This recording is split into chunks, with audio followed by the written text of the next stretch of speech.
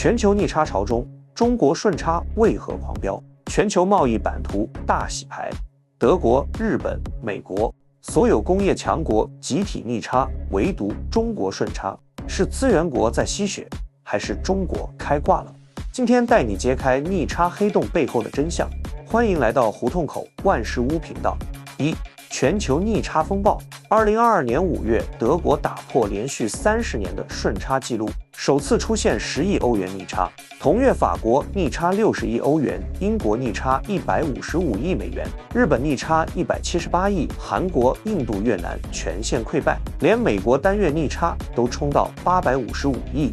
全球工业国几乎集体失血。问题来了，贸易是零和游戏，逆差总和一定等于顺差总和。工业国全在亏钱，到底被谁赚走了？第一波赢家当然是资源国。俄乌冲突引爆能源价格，中东石油、俄罗斯天然气、澳大利亚铁矿卖到飞起。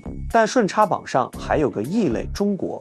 作为全球最大资源进口国，中国2022年5月竟录得787.6亿美元顺差，前5个月狂揽3000亿，凭什么？2. 中国逆袭的3大密码。密码1：供应链韧性碾压。2022年，欧美工厂被疫情反复冲击，工人年均病假增加23天，而中国通过动态防控，保障了工厂全年90%的开工率。富士康郑州工厂甚至创下单月100万台 iPhone 的交付记录，直接抢走印度30%的苹果订单。密码2：出口结构降维打击。当越南还在组装衣服、鞋子，中国已用新3样：电动车、锂电池、光伏横扫全球。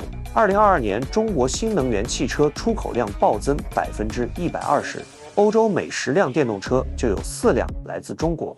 更狠的是，中国工业品价格涨幅比欧美低8%，硬生生压住全球通胀。密码3：贸易伙伴多元化。美国加关税，中国转身把手机卖到非洲。2022年，中国对“一带一路”国家出口增长19%，顺差首超美国。菲律宾买走中国80%的电动客车，沙特狂订中国光伏电站，用人民币结算的那种。3.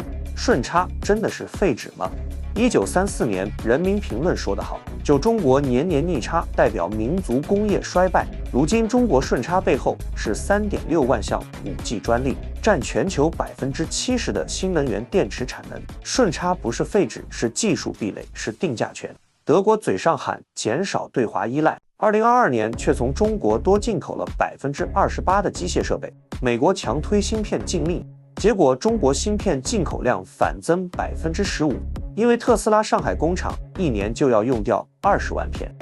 未来之战。